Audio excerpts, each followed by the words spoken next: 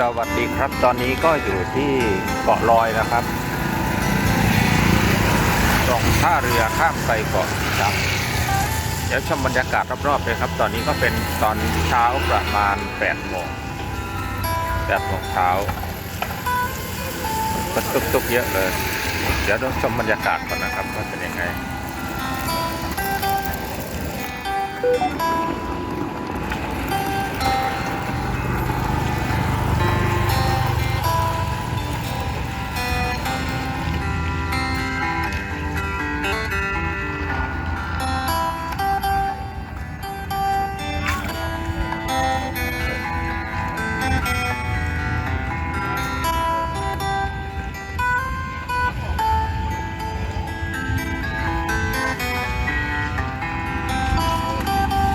จะไปเข้าไปซื้อตั๋วตรงไหนเนี่ยอ๋อตรงโน้นเหรอ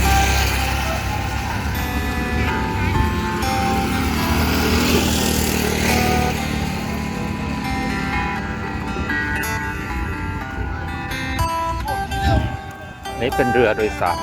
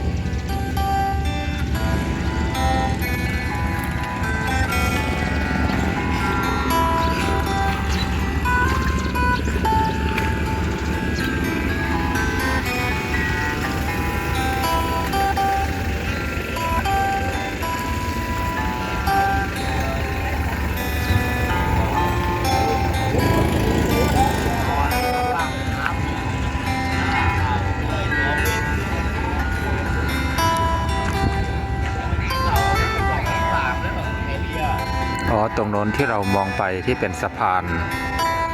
เป็นเกาะตรงโน้นเหรอพ่อมันตาเอาไป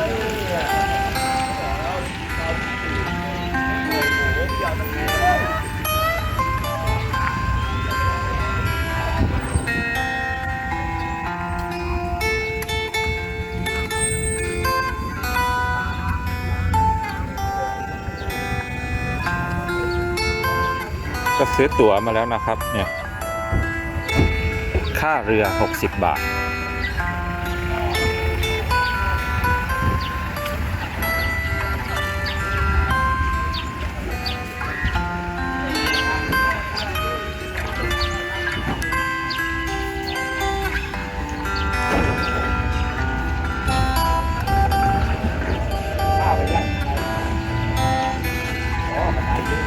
เนี่ยถอยมาให้เด็กเรือไปรักคนละอาคนข้าวผมมาเลยถ้าเบียงไว้กระไดเปียกไหนเปียกน้ำมาเอาไหนข้ามมาเรื่อยๆนะข้ามมาเลยไปลงเรือนี่ขาสั่นคนเลยนะ15 มาถึงก่อนดู ครับ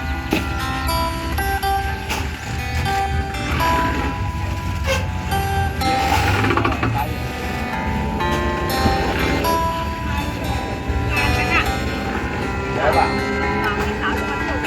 อ๋อ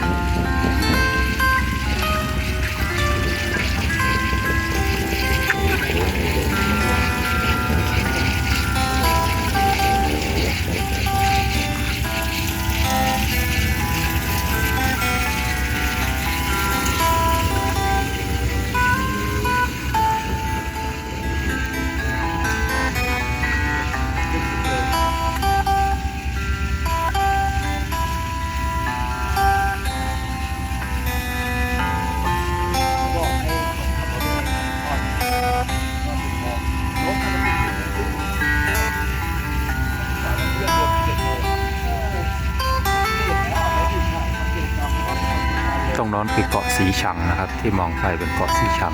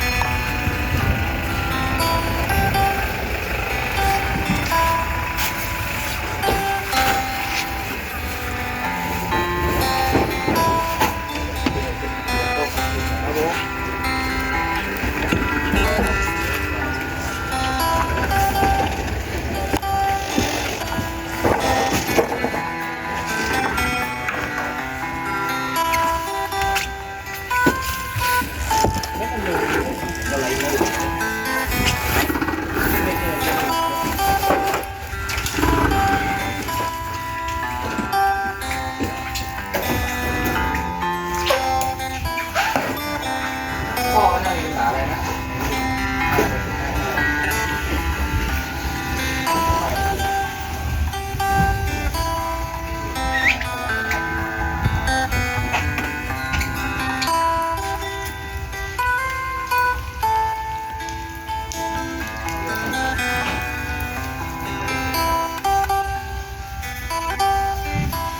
ใครทำเลยเนาะ